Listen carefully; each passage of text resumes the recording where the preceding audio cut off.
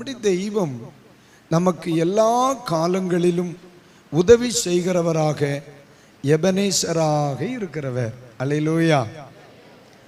எனக்கு கடந்த இரவில் நான் இந்த காரியங்களுக்காக ஆண்டவருடைய சமூகத்தில் காணப்பட்ட பொழுது ஆண்டவர் சொன்ன ஒரு காரியம், நான் எபனேசராகத்தான் இருக்கிறேன், ஆனால் என் ஜனங்களோ தேவையில்லாமல் சஞ்சலப்படுகிறார்கள் அப்படின்னு ஒரு வார்த்தையை சொன்னேன். நம்ம அநேக காரியங்களில் தேவையில்லாமல் மன சஞ்சலம், பதட்டம், பயம், திகில் அடைகிறோம்.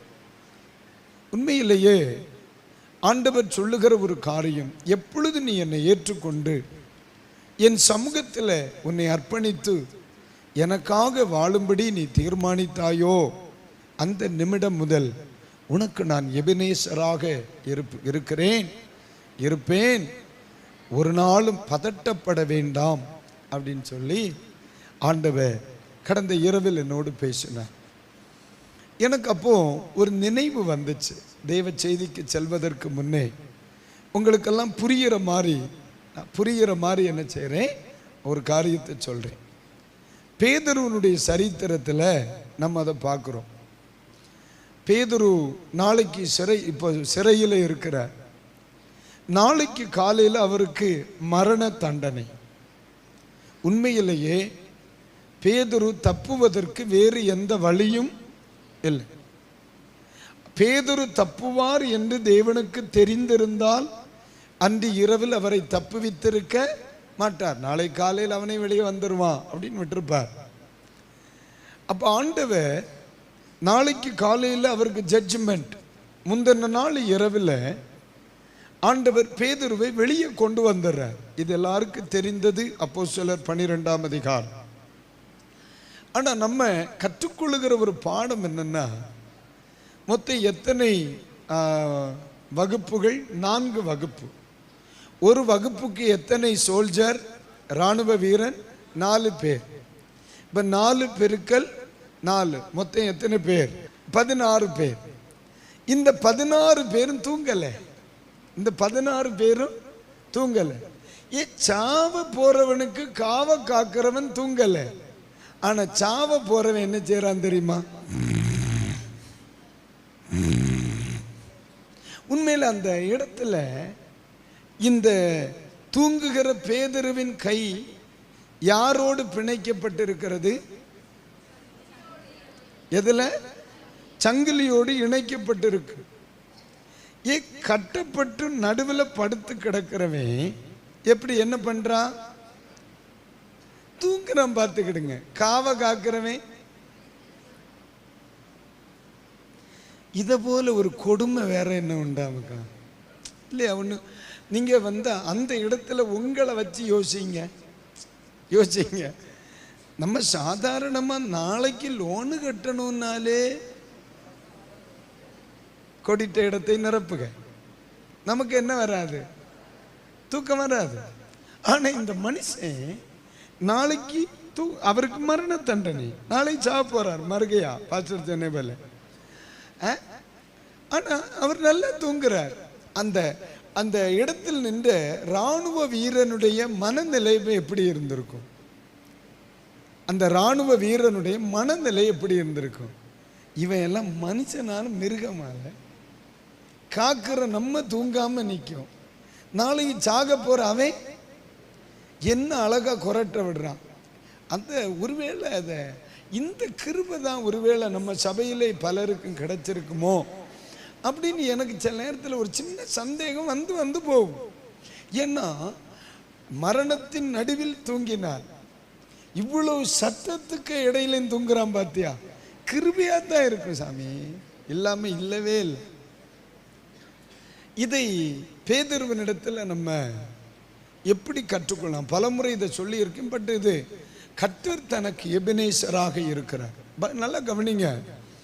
பேதுருவை பார்த்து இயேசு பரலோகத்திற்கு எடுத்துக்கொள்ளப்படும்போ இயேசு சொன்ன வார்த்தை, உலகத்தின் முடிவு பரியந்தம் சகல நாட்களிலும் நான் உங்களுடனே இருக்கிறேன். அந்த கான்ஃபிடென்ட் கர்த்தர் என் கூட இருக்கிறார். எபனேசர். இயேசு கிறிஸ்துவுக்கு ஒரு வார்த்தை சொல்லப்பட்டிருக்கிறது, இம்மானுவேல். அதுக்கு என்ன அர்த்தம்? தேவன் நம்மோடு கூட. தேவன் நம்மோடு கூட. அப்போ இந்த இடத்துல பேதுருவினுடைய மனம் தெளிவா இருந்திருக்கு. கர்த்தர் என் கூட இருக்கிறார்ப்பா. சிறையிலும் இந்த நெருக்கத்தின் நடுவிலும், இந்த பிரச்சனையின் நடுவிலும், இந்த சவால்களின் நடுவிலும் கர்த்தர் என்னுடன் தான் இருக்கிறார். டென்ஷன் ஆகாத, தூங்கு. அல்லேலூயா, அல்லேலூயா. இந்த அறிவு இருக்கிறவன் தான் கோயிலில் தூங்குறானா இருக்குமோ என்று ஒரு சின்ன கேள்வி இருக்கு. ஆனா அதுதான் உண்மை. இப்ப நம்ம பேதுருவை பார்த்து, ஐயா இந்த எக்ஸாம்பிள், இது உங்களுக்கு எப்படி கிடைச்சி, இது எப்படி இதை கற்றுக்கொண்டீங்க அப்படின்னா, பேதுரு அழகா நமக்கு ஒரு பழைய காரியத்தை சொல்லி தருவார். ஒரு நாள் இயேசுவும் பேதுருவும் சீசர்களும் எல்லாம் எங்க போறாங்க? அக்கறைக்கு போறாங்க. இங்க இருந்து படகு ஏலேலங்கடி ஐசான்னு கிளம்பிருச்சு. இயேசு கொஞ்ச நேரத்தில் சொன்ன, எல்லாம் ரொம்ப டயர்டா இருக்கு, நான் என்ன செய்ய போறேன்? தூங்க போறேன் அப்படின்னு படகின் பின்னணியத்தில் போய் என்ன செய்திருந்தார்? படுத்திருந்தார். இயேசு கிட்ட இருந்து என்ன சத்தம் வருது? சவுண்டு வருது. இப்ப போகிற படகு ஒரு பெரிய கொந்தளிப்பை சந்திக்கிறது. காற்று வீசுகிறது, கடல் கொந்தளிக்கிறது. பேதுரு தன்னுடைய எல்லா முயற்சியையும் மேற்கொள்ளுகிறார். கவனிச்சுக்கிடுங்க. பேதுருவினுடைய முழு முயற்சியும் அங்கே நடைமுறைப்படுத்தப்படுது. கடைசியில் பேதுருவின் முயற்சி எதில் முடிகிறது? தோல்வியில் முடியுது. சொல்லுங்க அந்த வார்த்தையை, பேதுருவின் முயற்சி.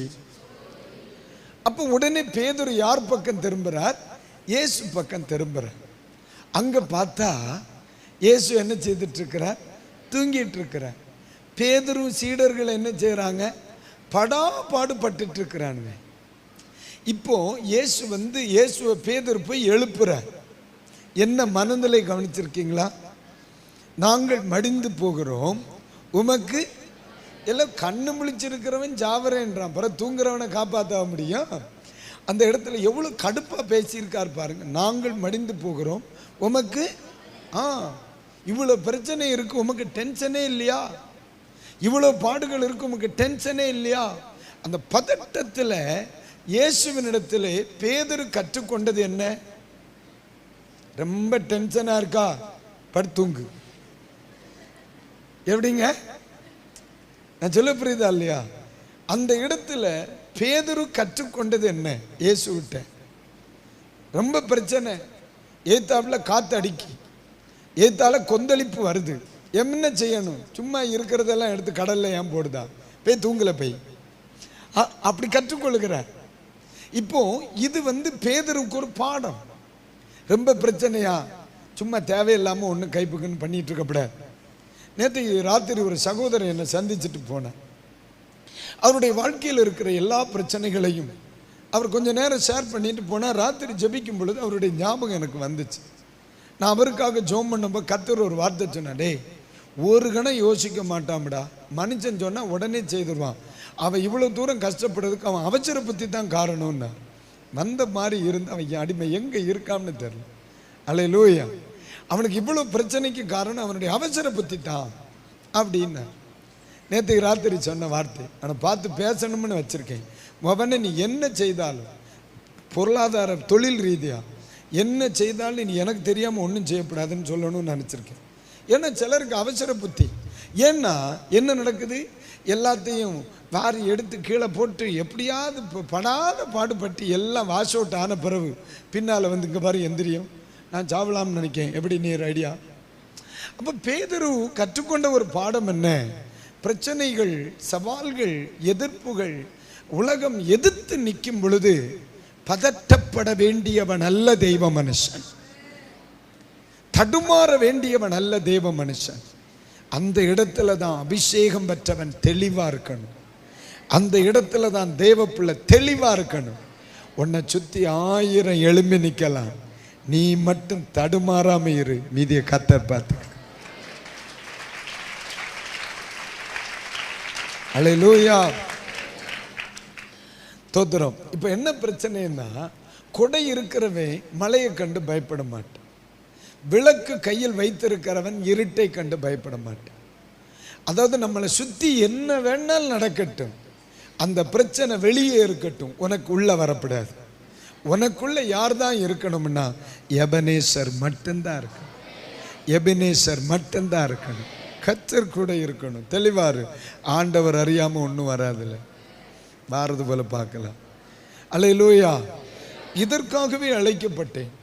பாடுகளை சகிக்க அழைக்கப்பட்டேன். சவால்களை சந்திக்க அழைக்கப்பட்டேன். நிந்தைகளையும் அவமானத்தை அனுபவிக்க அழைக்கப்பட்டேன். என்ன வந்தாலும் நன்மைக்கு தான் வாரது போல பார்க்கத்தான். என்ன வந்தாலும் நன்மை தான் வரும். நான் எந்த இடத்துல நின்னாலும் என் கூட கர்த்தர் இருப்பார். அது போதும் எனக்கு. சரி, இப்போ மறுபடியும் 1 சாமுவேல் 7ஆம் அதிகாரத்தை எடுங்க. 1 சாமுவேல் 7ஆம் அதிகாரத்தை எடுங்க. இந்த 7ஆம் அதிகாரத்தில் எத்தனை எபனேசராக இருந்தார்? அதில் 4ஆம் வசனத்தை ஒரு தடவை கூட படி மக்களே. 7:4. அப்பொழுது இஸ்ரவேல் புத்திரர் பாருங்க, அப்பொழுது இஸ்ரவேல் புத்திரர் பாகால்களையும் அஸ்தரோத்தையும் விலக்கிவிட்டு கர்த்தர் ஒருவருக்கே ஆராதனை செய்தார்கள். கைகளை உயர்த்தி ஒரு ஆமீன் சொல்லுங்க, ஒரு அல்லேலூயா.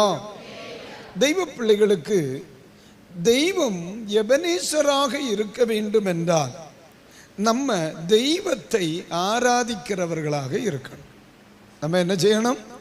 தெய்வத்தை என்ன செய்யணும்? பக்கத்தில் பார்த்து சொல்லுங்க, தெய்வத்தை ஆராதிக்கணும். அல்லேலூயா. இன்னைக்கு ரோட்டில் போயிட்டு இருக்கும் ஒரு சகோதரனை பார்த்து கேட்டேன். அப்போ தான் இறைச்சி எடுத்துட்டு வரார். அவர் நம்ம சபை கிடையாது, அவர் ஒரு பாரம்பரிய சபைக்காரர். பாரம்பரிய சபையில் பாட்டு சத்தம் கேட்கு நான் போகும்போது. ஆனால் இவர் அந்த சபையில் உள்ளவராக்கும். தோத்திரம். இனி அப்போ கையில் என்ன இருக்கு? இறைச்சி இருக்கு. ஆமாம். அப்போ நான் அவர்கிட்ட கேட்டேன், சகோதரா மணி என்ன? அது 9:30 ஆகுது, கோயிலுக்கு போகலையா? இறைச்சி எடுக்க போரு. என்னது இறைச்சி எடுக்க போனேன்? ஒரு கிறிஸ்தவன் ஆலயத்துக்கு போக வேண்டியவன் காலையில் பைபிளை எடுத்துட்டு நீ எந்த கோயிலுக்கு போனாலும் சரி, நீ போகிற கோயிலுக்கு ஒழுங்கா போகலாம் இல்லையான்னு அவன் எங்கே போனானா? இறைச்சி எடுக்க போனேன்.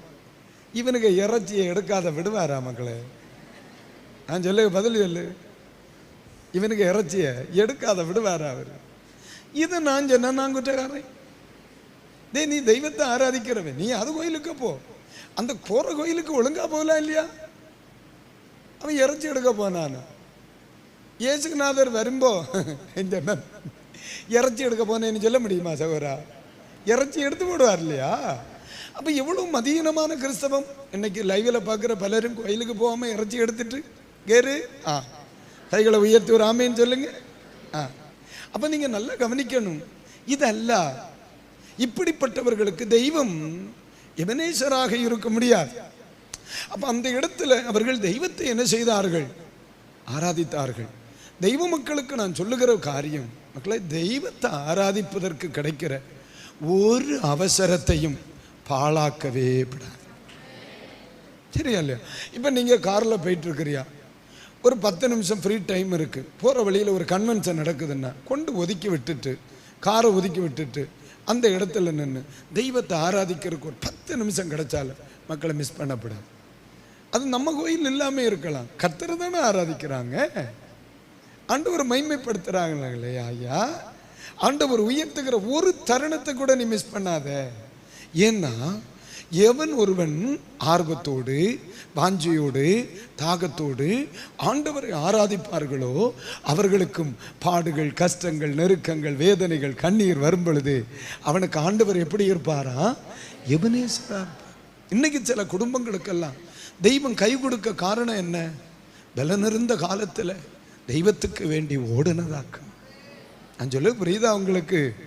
இன்னைக்கு நமக்கு பலன் இருக்கு, இன்னைக்கு நமக்கு சூழ்நிலை இருக்கு, என்னைக்கு இது இருக்கணும்னு அவசியம் இல்லை. அதனால தான் சொல்றேன், நீ தேவனை ஆராதித்தால் அவர் உனக்கு எபனேசராக இருப்பார். ஆனா இவங்க இந்த ஆராதனை எப்படி இருந்துச்சு, எப்படி இருக்கணும் அப்படின்னு சொல்லி இந்த பகுதியில் 3வது வசனத்தையும் 4ஆம் வசனத்தையும் படிக்கணும். சரிங்களா? இதை மட்டும் ஒன்று பாருங்க. அப்பொழுது சாமுவேல் இஸ்ரவேல் முழு குடும்பத்தார் யாவரையும் நோக்கி, நீங்கள் உங்கள் முழு இருதயத்தோடு கர்த்தரிடத்தில், சொல்லுங்க அந்த வார்த்தையை, முழு இருதயத்தோடு கர்த்தரிடத்தில் திரும்பி தெய்வத்தை ஆராதிக்கணும். அப்ப அந்த இடத்துல ரெண்டு வார்த்தை இருக்கு. ஒன்று, உன்னுடைய ஆராதனை கடமைக்கா இருக்கக்கூடாது, முழு இருதயத்தோடு இருக்கணும். சொல்லுங்க அந்த வார்த்தையை. தாவீது சங்கீதக்காரன் சொல்லும் பொழுது முழு இருதயத்தோடும் முழு ஆத்துமாவோடும் முழு பலத்தோடும் அவரிடத்தில் என்ன செய்யணுமா? அன்பு கூறணும். நம்ம தெய்வத்தை ஆராதிக்க வந்துட்டோம்னா, ஆமீன், வலது பக்கம் இடது பக்கம் இல்லை. நம்ம ஆராதிக்கிற விஷயத்தில் அது ஒன்றும் இல்லை. தெய்வத்தை ஆராதிக்கிற விஷயத்தில் முழு இருதயத்தோடு, சரியா, தெய்வத்தை ஆராதிக்கணும். அதுபோல எப்படியா முழு இருதயத்தோடு கர்த்தரிடத்திலே திரும்பி, சொல்லுங்க அந்த வார்த்தையை. அல்லேலூயா. உலகத்தை விட்டு திரும்பி, பாவத்தை விட்டு திரும்பி, பாரம்பரியத்தை விட்டு திரும்பி, உலக ஆசாபாசங்களை விட்டு திரும்பி, ஆமீன், அந்த அந்த இடத்துல வார்த்தைக்கு சொல்லுகிறது முழு இருதயத்தோடு திரும்புதல். அடுத்து பாருங்க, அடுத்த வார்த்தை, அந்நிய தேவர்களை அஸ்தரோத்தையும் உங்கள் நடுவிலிருந்து, முதலாவது திரும்பி, இரண்டாவது விலக்கி. சொல்லுங்க, முதல்ல என்னது? திரும்பி, இரண்டாவது விலக்கி. அடுத்து தொடர்ந்து பாரு. இரண்டாவது, மூணாவது நேராக்கி. மூணாவது என்ன வார்த்தை? முதல்ல திரும்பி, இரண்டாவது விலக்கி, மூணாவது நேராக்கி. அடுத்து செய்யுங்கள். அவர் உங்களை பெலிஸ்தருடைய கைக்கு. நம்ம ஆராதனை, நம்ம வாழ்க்கை எப்படி இருக்கணும், எப்படி ஆராதிக்கணும்? ஒன்று, தோத்திரம், திரும்ப வேண்டிய இடத்துல விலக்க வேண்டியதை நேராக்க வேண்டிய இடத்துல நேராக்கி தெய்வத்தை ஆராதிக்க. என்ன ஜீவிதம், சத்துருவின் கையிலிருந்து ஜீவிதம் வெளியே வரணும்னா தெய்வத்தை ஆராதிக்கணும். ஆனா நம்முடைய ஆராதனை எப்படி இருக்கணும்? திரும்ப வேண்டிய இடத்துல 6 நாளும் குடிச்சிட்டு 7வது நாளல்ல தெய்வத்தை ஆராதிக்கிறது. 5 நாளும் சினிமா பார்த்துட்டு 7வது நாளல்ல தெய்வத்தை ஆராதிக்கிறது. மக்களை, ஜீவிதத்தில் எவைகளை விட்டு திரும்பணுமோ திரும்பணும். நம்முடைய ஜீவிதத்தில் எவைகளை விலக்கணுமோ விலக்கணும். வாழ்க்கையில் எந்த விஷயத்தில் எல்லாம் ஜீவிதம் கோணலாக கிடக்குதோ அதில் எல்லாம் ஜீவிதத்தை நேராக்கி தெய்வத்தை ஆராதிச்சா சத்துரு உனக்கு முன்ன தகர்க்கப்படுவது நிச்சயம். அல்லேலூயா. சொல்லுங்க, அல்லேலூயா, அல்லேலூயா. அதுதான் தெய்வம் விரும்புகிற ஆராதனை. அதுதான் தெய்வம் விரும்புகிற ஆராதனை. ஒரு ஆமீன் சொல்றீங்களா? அல்லேலூயா. அப்போ இன்னைக்கு நம்ம ஜெபம் பண்ணணும், ஆண்டவரே என் வாழ்க்கையில் சில இடங்களில் திரும்ப வேண்டியது இருக்கு, எனக்கு உதவி செய்யுங்க அப்படின்னு கேட்க. ஆண்டவர் உதவி செய்ய. சில இது காரியம் என்னை விட்டு விலக்கவே முடியல ஆண்டவரே, அது மறுபடியும் ஜீவிதத்தில் வருது, அதை விட்டு விலக எனக்கு உதவி செய்யுங்க அப்படி ஜெபம் பண்ணணும். ஆண்டவர் அதை விலக்க உதவி செய்வார். கண்டிப்பாக சொல்கிறேன், நீங்கள் பல வருடமாக அதை விட்டு வெளியே வர முடியலை என்று சொன்ன காரியத்தில் கூட கர்த்தர் உங்களுக்கு விடுதலை தருவார். கண்டிப்பாக விடுதலை தருவார். எத்தனை பேர் அல்லேலூயா? 3, கர்த்தரை நேராக்கி. வராமே கர்த்தருக்கு நேராக நம்முடைய ஜீவிதத்தில் நம்முடைய ஜீவியத்தை ஆண்டவருக்கு நேராக கொண்டு வரணும். உலகத்துக்கு நேராக அல்ல, மனிதனுக்கு நேராக அல்ல, யாரோ ஒரு தலைவனுக்கு நேராக அல்ல. நம்முடைய ஜீவிதம் தேவனுக்கு நேராகும் பொழுது கர்த்தர் நமக்கு கிரியை செய்ய ஆரம்பிச்சிருவார். அவை 1, திரும்பு, விலக்கு, நேராக்கு. சொல்லுங்க, திரும்பு, விலக்கு, நேராக்கு. ஆமே. கடைசி வேட சொல்லுங்க. சாமுவேல் சொன்ன கடைசி வார்த்தையை சொல்லுங்க மக்களே. அந்த இடத்துல என்ன வார்த்தை இருக்கு? அப்பொழுது அவர் உங்களை பெலிஸ்தருடைய கைக்கு நீங்களாக்கி விடுவார் என்றார். ஆமென் சொல்லுங்க. ஆமா, கர்த்தர் உங்களை பெலிஸ்தருடைய கைக்கு நீங்களாக்கி விடுவார். பக்கத்தில் பார்த்து சொல்லுங்க, விடுதலையை பார்ப்பீங்க, மாற்றங்களை பார்ப்பீங்க, ஆசீர்வாதங்களை பார்ப்பீங்க, ஜெயத்தை பார்ப்பீங்க. நம்ம ஆராதனை இப்படித்தான் இருக்கணும். என்னையா? அல்லேலூயா. உலகத்தோடு கலந்த ஒரு ஆராதனை வேண்டாம், வேறுபட்ட ஒரு ஆராதனை தான் வேணும். சரியாம்மா? வேறுபட்ட ஆராதனை தான் வேணும். அப்படி செய்து பாருங்க மக்கள். அது எழுதி தாருன்னா என் பிள்ளைகளை ஒரு பய தொட முடியாது, நடக்காதுன்னு. அது எப்படி தொடுவான் ஒன்று? இஸ்ரவேலை காக்கிறவர் உறங்குவதும் இல்லை தூங்குவதும். ஆண்டவர் எபனேசரா இருப்பார். குடும்பத்தில் அவர் எபனேசரா இருப்பார், வாழ்க்கையில் அவர் எபனேசரா இருப்பார். அப்படி ஆராதிச்சாங்க, மாறினான். இனி ஆண்டவர் மட்டும் போதும் அப்படி திரும்பிட்டான். பைபிள் சொல்லுது. அப்புறம் பெலிஸ்தியர்கள் சாமுவேல் காலத்தில் தலை தூக்கவே இல்லை, தூக்கவே இல்லை. மறுபடியும் தலை தூக்க கர்த்தர் விடவே இல்லை. இதுதான் நம்முடைய ஆவிக்குரிய வாழ்வின் மிகப்பெரிய பலன். கைகளை உயர்த்தி ஒரு ஆமேன்னு சொல்லுங்க, ஒரு முறை கூட ஆமேன்னு சொல்லுங்க. சரி, இந்த வார்த்தைக்கு கர்த்தரை ஸ்தோத்திரம் பண்ணுவோம். சரி, இன்னொரு காரியம் உங்களுக்கு சொல்றேன். இந்த செய்தி முடிஞ்சு, இந்த செய்தி இன்னைக்கு முடிஞ்சு. இன்னொரு காரியம் உங்களுக்கு சொல்ல போறேன். இன்னைக்கு ஒரு வசனம் வாசி, சங்கீதம் வாசிச்சு எல்லாம் அதை எடுங்க. பாடம் நம்பர் 2, சங்கீதம் 28ல் 1ஆம் சங்கீதத்தை 1ஆம் வசனத்திலிருந்து படிக்கலாமா? படிங்க பார்ப்போம். என் கண்மலையாகிய கர்த்தாவே, கர்த்தாவே, உம்மை நோக்கி கூப்பிடுகிறேன். நீர் கேளாதவர் போல மௌனமாயிராதையும். நீர் மௌனமாயிருந்தால் நான் குழியில் இறங்குகிறவர்களுக்கு ஒப்பாவேன். ஒரு அல்லேலூயா, அல்லேலூயா. இப்போ இந்த இடத்துல நான் கண்ட ஒரு காரியம், நீங்க மௌனமாய் இருக்கக்கூடாது. தெய்வ ஜனங்கள் என்ன செய்யக்கூடாது? மௌனமாய் இருக்கக்கூடாது. தெய்வ மக்களுக்கு நான் சொல்லுவேன். இந்த இடத்தில் சங்கீதக்காரன் சொல்லுகிறான், கூப்பிடுகிறேன். நான் மௌனமா இல்லை. நான் ஒரு காலத்தில் ஆலயத்துக்கு போனா மௌனமா இருந்தவன் தான். நான் ஒரு காலத்தில் கோயிலுக்கு போனா பாட மாட்டேன், ஜெபிக்க மாட்டேன், துதிக்க மாட்டேன், ஆராதிக்க மாட்டேன், எதுவுமே செய்யறதில்லை. என் பாட்டி எழும்புவேன், கொஞ்சம் நேரம் சும்மா நிற்பேன், அதுக்கு பிறகு எழும்பி வருவேன். நான் எதுவுமே செய்யலை. ஆனால் இப்போ நான் மௌனமாக இல்லை. ஒரு காலத்தில் என் குடும்பம் ஆண்டவர் ஆராதிக்கல, மௌனமாக தான் இருந்தது. ஆண்டவரேன்னு கூப்பிடுறதில்லை, ஜெபிக்கிறதில்லை, பாடுறதில்லை, துதிக்கிறதில்லை. நான் மௌனமாக இருந்த ஒரு காலம் இருந்துச்சு. ஆனால் இப்போ நான் ஆலயத்தில் மௌனமாய் இல்லை, ஆண்டவருடைய காரியத்தில் மௌனமா இல்லை, ஜெபத்தில் மௌனமா இல்லை. எத்தனை பேர் இந்த வார்த்தை ஆமான்னு சொல்றவங்க மட்டும் ஒரு ஆமேன்னு சொல்லுங்க. இப்போ எந்த இடத்துல தான் இயேசு நல்லவர்னு சொல்ல முடியுதோ அங்கே என்னால் சொல்ல முடியுது. நான் மௌனமா இல்லை. நீ ஆராதனைக்கு வான்னு என்னால் ஒருத்தனுக்காவது ஒரு வாரத்தில் சொல்ல முடியுது. இப்போ நான் மௌனமா இல்லை. இதெல்லாம் நமக்கு வேண்டாம், ஆண்டவருக்காக வாழணும்னு இப்போ என்னால் சொல்ல முடியுது. ஒரு காலத்தில் நான் மௌனமா இருந்தேன். ஆண்டவர் சொல்லுகிறார் இங்கே, பைபிள் சங்கீதக்காரன் சொல்ல, நான் மௌனமா இல்லை, நான் கூப்பிடுகிறேன், நீங்க எனக்கு மௌனமா இருக்காதீங்க. இன்னைக்கு பகல் வேளை கர்த்தர் சொல்லுகிற ஒரு தீர்க்கமான ஒரு வார்த்தை, எவன் மௌனத்தை விட்டு வெளியே வருவானோ அவனுக்காக நான் பேச ஆரம்பிப்பேன் அப்படின்னு கர்த்தர் சொன்ன. இது ஒரு தீர்க்கமான வார்த்தை. எவன் ஒருவன் மௌனத்தை விட்டு வெளியே வருவானோ, இது வரைக்கும் நான் துதிச்சதில்லை, ஆனால் நான் இனி துதிக்கிறேன் பாஸ்டர். இது வரைக்கும் ஆராதனை எனக்கு வெக்கமாக தான் இருந்துச்சு, துதிக்கிறது எனக்கு வெக்கமாக தான் இருந்துச்சு, கோயிலுக்கு போகிறது வெக்கமாக தான் இருந்துச்சு, பாட்டு பாடுறது வெக்கமாக தான் இருந்துச்சு, ஆண்டவர் ஆராதிக்கிறது வெக்கமாக தான் இருந்துச்சு. நான் மௌனத்தை விட்டு வெளியே வந்துடுவேன். ஆண்டவர் தெளிவாக சொல்ல சொன்னார், என் பிள்ளை என்னை நோக்கி கூப்பிடுவது உண்மையானா நான் அவனுக்கு கண்டிப்பாக பேசியிருப்பேன், கண்டிப்பாக பேசியிருப்பேன். அல்லேலூயா. பக்கத்தில் பார்த்து சொல்லுங்க, ஆராதிக்கிற உங்களுக்கா கர்த்தர் செயல்படுவார். இனி மௌனமா இருக்கவே மாட்டார். ஆண்டவர் மௌனமா இருக்கவே மாட்டார். கர்த்தர் உங்க விஷயத்துல மௌனமா இருக்கவே, உங்க குடும்பத்துல மௌனமா இருக்கவே, உங்க ஊழியத்துல மௌனமா இருக்கவே. மக்களை ஒரு நிமிஷம் வலது கருத்து, இது ஒரு தேவனுடைய வார்த்தையாக்கும்.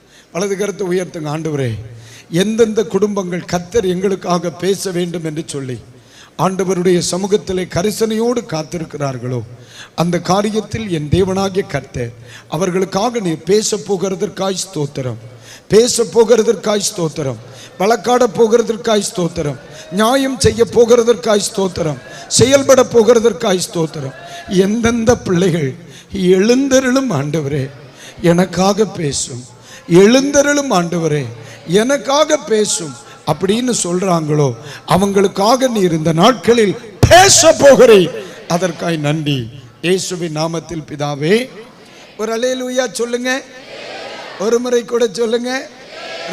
இனி தொடர்ந்து படிக்க போறோம். அடுத்த வசனத்துக்கு வாங்க. 2ஆம் வசனம்.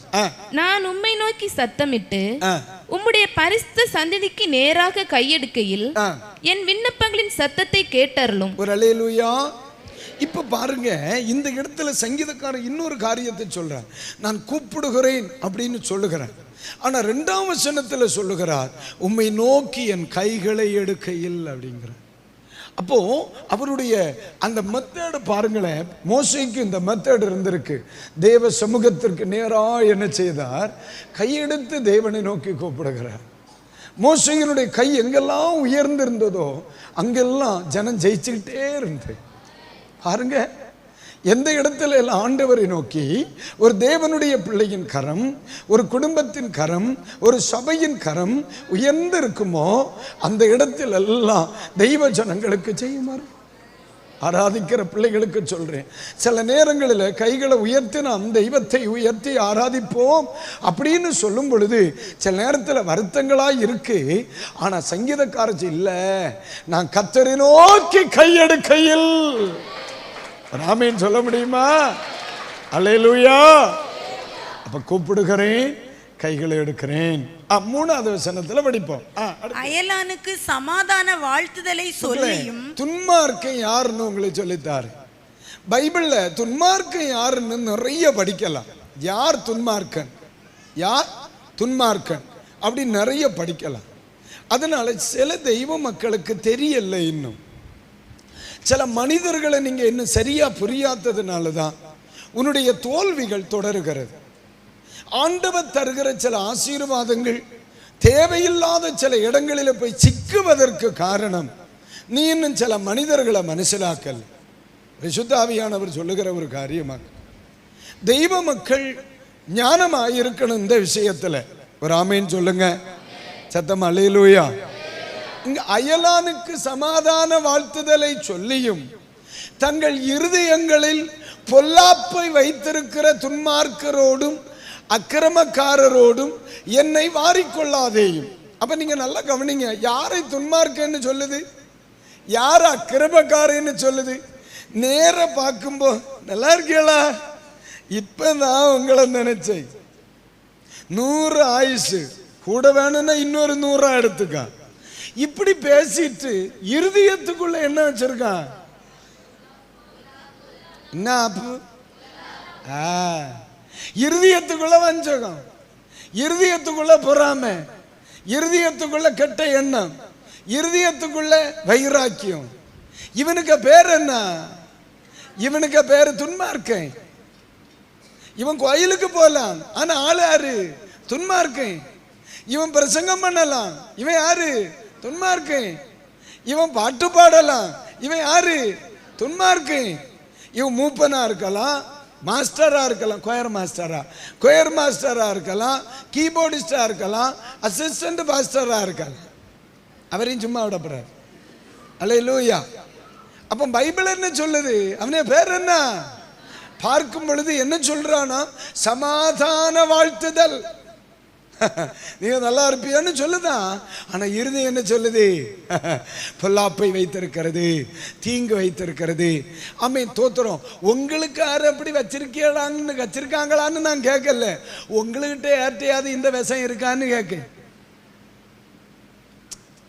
நம்மளை யாரும் அப்படி பார்க்காங்களா? அப்படி அல்ல மக்களை. ஒருத்தன் வைராக்கியம் இருக்கு, ஒரு வருத்தம் இருக்குன்னா நேர சொல்லணும்.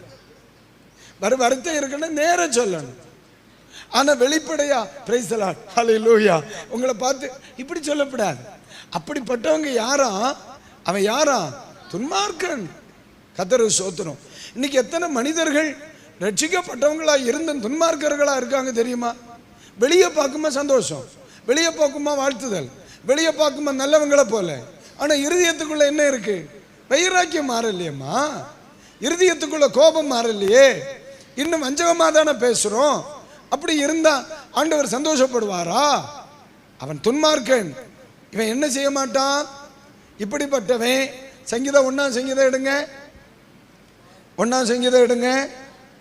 துன்மார்க்கன் நியாய தீர்ப்பிலும் பாவிகள் நீதிமான்களுடைய சபையில் நிக்க மாட்டான், ஒரு இடத்துல நிக்க மாட்டான், தூக்கிடுவான், நிக்க முடியாது.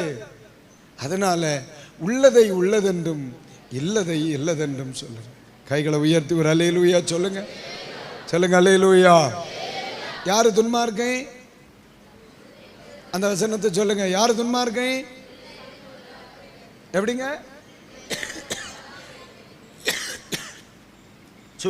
இருதயத்துல பொல்லாப்ப வச்சுக்கிட்டு வெளியில என்ன சொல்லுவாங்க?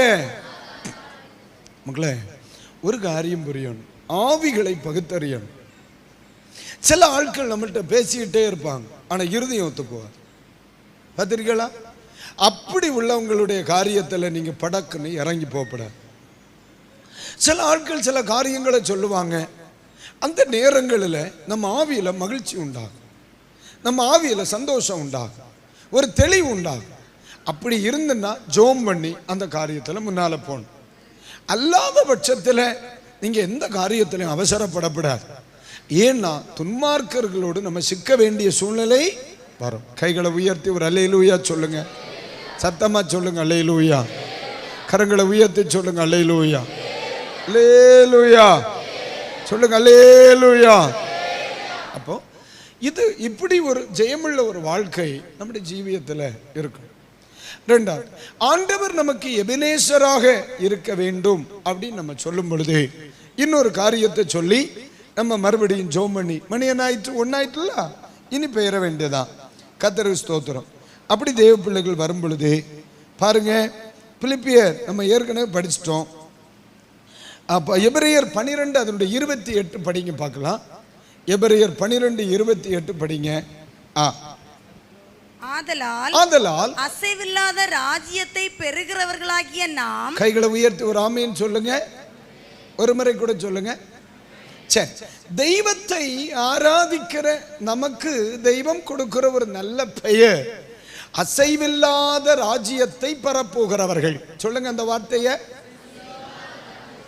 இந்த பூமியில் இருக்கிற எல்லாம் அசையக்கூடியது. எத்தனை சாம்ராஜ்யங்கள் எழும்பிச்சு, அதெல்லாம் கொஞ்ச நாள்ல என்ன செய்துட்டு காணாம போச்சு. அப்ப நமக்கு தெய்வம் தந்திருக்கிற ராஜ்யம் என்பது இயேசு சொன்னார், பரலோக ராஜ்யம் சமீபமாயிற்று. பரலோக ராஜ்யம், யோவான் சொன்னார், பரலோக ராஜ்யம் சமீபமாயிற்று. இந்த ராஜ்யத்திற்கு அவன் எபிரேய நிருபக்காரன் தோத்திர வைக்கிற பேர் என்ன? இந்த ராஜ்யம் அசையாத ராஜ்யம். அல்லேலூயா. நம்ம எதிர்பார்க்கிறோம் இல்ல வருகை, நம்ம எதிர்பார்க்கும் இல்ல தேவராஜ்யம். இதை குறித்து பைபிள் சொல்லுது, இது எப்படிப்பட்டதா? அசைவில்லாத ராஜ்யம். அதனால இந்த உலகத்தின் மேல் நம் நாட்டம் வைக்கிறத விட எதன் மேல் அதிக நாட்டம் வைக்கணும்? தேவராஜ்யத்தின் மேல அதிக நாட்டம் வைக்கணும். அல்லேலூயா. நம்ம என்னதான் பிரசங்கம் கேட்டு கர்த்தர் கூட இருப்பார், கடன் மாறும், கஷ்டங்கள் மாறும், பிரச்சனை மாறும், போராட்டங்கள் மாறும், இதெல்லாம் வந்தாலும் அவை ஒன்றும் நிலையானது அல்ல. ஏன்னு கேட்கட்டா, இவரு லாசரு உயிரோடு எழும்பினார், ஆனா மறுபடியும் என்ன செய்தார்? ஏன்னா இந்த உலகத்திற்கு அடுத்த எந்த காரியம் நிலையானது கிடையாது. ஆனா நிலையானது ஒன்று, என்னது? மரியாள் தன்னை விட்டு எடுபடாத நல்ல பங்கை தெரிந்து கொண்டார். கைகளை உயர்த்தி ஒரு ஆமீன் சொல்லுங்க, சத்தமா அல்லேலூயா. ஒரே வீட்டுக்குள்ள 3 விதமான நபர்கள் இருக்காங்க. லாசரு விடுதலையை விரும்பினவர், அடுத்து மார்த்தாள் உலக கவலை பிடித்தவன், அன்னாள் தேவராஜ்யத்தை குறித்த, மரியாள் தோத்தர என்ன செய்தாங்க? நல்ல பங்கை தெரிந்து. ஒரே வீட்டுக்குள்ள 3 பேர், 3 பேர் 3 விதமா இருந்தாங்க. உங்க வீட்டில் எத்தனை பேர் இருக்காங்க? உங்க வீட்டில் எத்தனை பேர் இருக்காங்க? 4 பேரா? 4 பேர் எப்படின்னு பாரு. லாசருக்கு என்ன வேணும்? விடுதலை. மார்த்தாளுக்கு என்ன வேணும்? உலக கவலை. மரியாளுக்கு என்னது? மரியாள் நல்ல பங்கை தெரிந்து கொண்டார். அப்போ நீங்க நல்ல ஒரு வீட்டில் 3 வாக்கில் தான் இருக்கு. ஒன்று நல்லா ஜெபம் பண்ணும், இன்னொன்று ஜெபம்னா வீட்டுக்கிட்டே போவார், ஒன்று நல்லா தூங்கும். இப்படித்தான் இருந்திருக்கு அந்த காலத்தில். இயேசு கிறிஸ்துக்கு சபையில் உள்ள விசுவாசிகளே இப்படி இருந்திருக்கு. பின்னே ஆக்கம் பர்றாக்கா இல்லையா? பின்னையாக்கும் பராக்கும். பலரும் சொல்லுவாங்க, அங்கே போய் என்ன மாற்றம் வந்தது உனக்கு? நானும் நல்லா பிரசங்கம் பண்ணுங்க. ஒரு தடவை சகோதரன் ஒருத்தன் சொன்னா, உண்மை போல 10 பிரசங்கியா இருந்த ஊருக்கு வந்தாலும் எங்க ஒரு பெட்டஜிகளை மாற்ற முடியாது. இப்படியே எங்க ஒரு பொம்பளைகளை அவன் சொன்னது அப்படியே சொல்லுங்க. எங்க ஒரு பொம்பளைகளை என்ன செய்ய முடியாது? உண்மையில 10 பிரசங்கியார் வந்தாலும் நான் 25 வருஷமா முக்கி பிரசங்கம் பண்ணி தான் பார்க்குவேன். ஆனா எல்லாரும் மரியாள்கள் அல்ல, எல்லாரும் மார்த்தாள்களும் அல்ல, எல்லாரும் லாசருவும். கைகளை உயர்த்தி ஒரு ஆமீன் சொல்லுங்க. நான் சொல்ல கேட்டீங்களா? லாசருக்கு என்ன வேணும்? மார்த்தாளுக்கு என்ன பிரச்சனை? அண்ணாளுக்கு என்ன கவலை? மரியாளா எல்லாம் ஒரே மாதிரி இருக்கனால கன்ஃபியூஸ். நீங்க தெளிவா இருந்தா அது போற. எனக்கு மரியாளோ மார்த்தாளோ நான் ரசிக்கப்பட்டா நான் பரலோகத்துக்கு போவேன். அதுதான். அதனால நீங்க சரியா செல்லுதின்னு சொன்னதுனால போகணும்னு அவசியம் இல்லை, வேணமா இருந்துக்கா. அப்ப கவனிச்சுக்கா, ஒரே வீட்டுக்குள்ள 3 தான் இருந்து. ஆனா ஆண்டவர் தெரியும், எப்பா லாசர்வே நீ எதிர்பார்க்கிற விடுதலை உனக்கு நான் தந்தாலும் சொர்க்கத்துக்கு போகணும்னா ஆத்தும ரட்சிப்பு வேணும். மார்த்தாளே நீ இந்த பூமியில கிடந்து கவலைப்பட்டு கிடக்க, நீ கவலைப்படுகிற காரியத்தில் நான் அற்புதம் செய்தாலும் அது உன்னை பரலோகத்துக்கு என்ன செய்யாது, கொண்டு போகாது. உனக்கு என்ன வேணும்? ஆத்தும ரட்சிப்பு வேணும். மார்த்தாளை பார்த்து சொல்லு. மரியாளை பார்த்து, மரியா தானே, மரியாளை பார்த்து சொல்லுதார், மரியா எப்பவும் தெய்வம் ஆண்டவர் கிருபைன்னு சொல்லாத, அப்பப்போ சாணி வாரி கொடு, அப்பப்போ ஒரு தேயிலை போட்டு கொடுன்னு சொல்லுதார். 3 பேருக்கிட்டையும் குறை உண்டு. என்ன மக்களே சோமா இருக்குதா? 3 பேருக்கிட்டையும் குறை உண்டு இல்லையா? அந்த வீட்டில் 3 பேருக்கிட்டையும் குறை உண்டு. விடுதலை விரும்பினவற்றையும் தேவராஜ்யத்திற்கு அடுத்த தேவை வேணும். மார்த்தாளுக்கு ஆண்டவருடைய காரியத்தை குறித்து கவலை வேணும். மரியாளுக்கு என்ன வேணும்? கொஞ்சம் வீட்டு காரியத்தில் பொறுப்பு வேணும். நீங்கள் எப்பவும் போய் இருந்து ஜெபிச்சுக்கிட்டே இருந்தால் உனக்கு காப்பி போடாதாரு? வீட்டில் எல்லாரும் மரியாளாக இருந்தால் குடும்பம் குப்பை வாரி போகும் இல்லையா? ஐயா கரண்ட் பணம் கட்டண்டாமா? மீன் வாங்கதாரு? போஸ்ட்மேன் வெளியே நின்றுட்டு ஹலோன்னு கேட்பான், இங்கே ரிக்கா ரபஹா துணியான்னு கேட்பான்.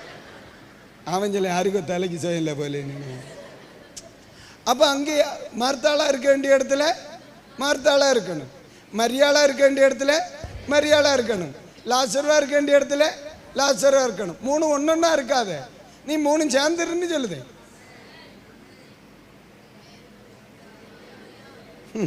என்ன டிபி லைட்டுகள் டூ லேட்.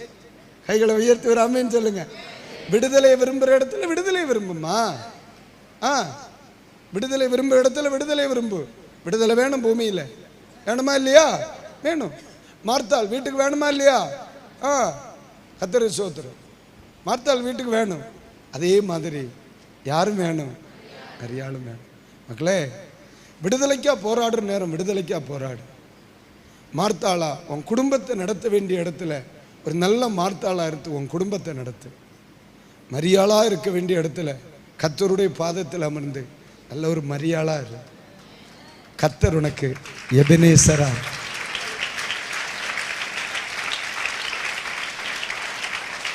கர்த்தர் உனக்கு அல்லேலூயா. 3 பேர் 3ஆ இருக்காதீங்க, 3 பேர் ஒன்றா இருங்க. 3 பேரும் ஒன்றா இருக்கு. அப்போ நம்ம வாழ்க்கை ரொம்ப அழகாக இருக்கு, ஆசீர்வாதமாக இருக்கு. வராமே நானும் சிலரில் நம்பவே மாட்டேன் மக்கள். நான் சிலர் இது எப்போ நம்மள்கிட்ட சோத்திரன்னு சொல்லிட்டு இருக்கான், அவன் கள்ளம்பில்லை மக்கா. நான் நம்பவே மாட்டேன். தோத்திரம் சிரிக்கணும், முகம் பார்த்து நல்லா சிரிக்கணும். முகம் பார்த்து சிரித்து பேசினவனை நம்பி என்னன்னு சொல்லலாம். இப்படி நடக்கான்னு தெரியுமா? பேச கிருமிவை நான் நம்பவே மாட்டேன் இவனோட. நான் உடனே சிரிப்பேன், கள்ள இல்லை.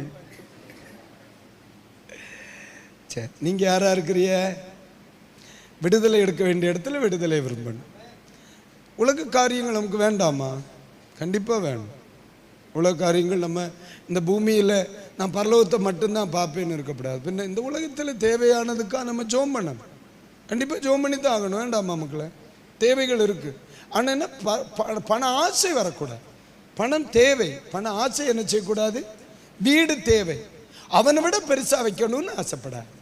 காரு தேவை, அவனை விட நல்ல கார் வைக்கணும்னு நினைக்கும். உனக்கு எது தேவை அதை வை. கடன் பட நிற்காது. நமக்குள்ள கடன் வாங்கி ரொம்ப பெருசா அப்படியெல்லாம் நினைக்காது. போதும் என்ற மனதுடனே கூடிய தெய்வ பக்தி நம்ம இப்போ வந்தா. நீ லோன் அப்ளை பண்ணினது வேஸ்ட்டு தானா? ஏசு இப்போ வந்தா வேஸ்ட்டு தானா? அந்த வீட்டில் யார் உறங்குவா? பெரிய வீடு கட்டினே இல்லையாடை, அந்த வீட்டில் யார் உறங்குவா? கண்ட பட்டியும் கிடந்து உறங்கு. நம்ம பரலத்துக்கு போவோம் இல்லையா? வேற இல்லையா? பக்கத்தில் சொல்லுங்க, நம்ம பரலத்துக்கு போவோம். நான் வருவேன் நான் கேட்குதியா? நம்ம போவோம். அல்லேலூயா. கை தூக்கி ஒரு அல்லேலூயா சொல்லுவோம். அப்போ இது ஒன்றும் இல்லை ஜீவிதம், இது ஒன்றும் இல்லை வாழ்க்கை. அதனால ஜீவிதத்தில் தெய்வம் நமக்கு தருகிற தருணங்களை, விடுதலையை லாசருவா இருக்க வேண்டிய இடத்துல லாசர், மார்த்தாளா இருக்க வேண்டிய இடத்துல மார்த்தா, மரியாளா இருக்க வேண்டிய இடத்துல மரியாளர். இயேசு உங்க குடும்பத்தை நேசிப்பார். இயேசு யாரை நேசித்தார்? இயேசு யாரை நேசித்தார்? இயேசு யாரை நேசித்தார்? கரு அடுத்த பிரசங்கம் தொடங்குவேன், சிக்கி சின்னாமினமாயிருவேன். 3 பேரையும் நேசித்தார். இல்லைன்னு சொல்ல முடியுமானால? விடுதலை விரும்பின லாசருவை நேசித்தார், மார்த்தாளையும் நேசித்தார், மரியாளையும் நேசித்தார். அவ்வளோதான், எல்லாரையுமே நேசித்தார். 3 பேருக்கும் வேணும். ஒரு வீட்டுக்குள்ளே மார்த்தாளும் வேணும், மரியாளும் வேணும், லாசரு. விடுதலை வேணும், உலகத்துக்கு அடுத்த காரியங்களும் தேவை, ஆனால் ஆவிக்குரிய காரியங்களும். ஆனால் அந்த எல்லாவற்றை விட கீழானவைகளை அல்ல, ஆண்டவரை அதிகமாக தேவை.